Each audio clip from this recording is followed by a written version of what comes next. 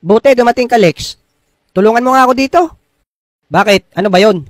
Pakitranslate nga tong sulat. Galing sa tagahanga ko. English kasi eh. Sige at basahin mo. Ako ang bahala. Dear Bogart, Hi daw. When I first saw your picture, nung una kong nilagari ang litrato mo, bakit nilagari naman? Yun ang sabi eh. I was so happy. Masaya daw siya. Wow, sumaya pa siya ha? That's why I collect your picture. Kaya kinolekta ko lahat ng litrato mo. I post them in my room so I can show them every day. Dinikit niya sa kwarto para daw lagarin araw-araw. Si Kay ata to eh, kaya galit.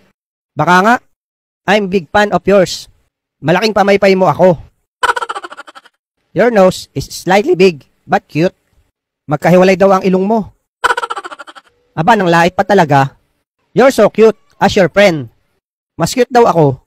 My dream is to show you in person. Pangarap daw niyang lagariin ka sa personal. Take care yourself. Alagaan mo daw sarili mo.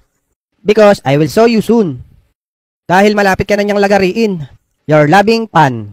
Ang mamahalin mong pamaypay. Si Kay nga siguro to. Abay gusto akong lagariin. Sige, next time patulong ka ulit.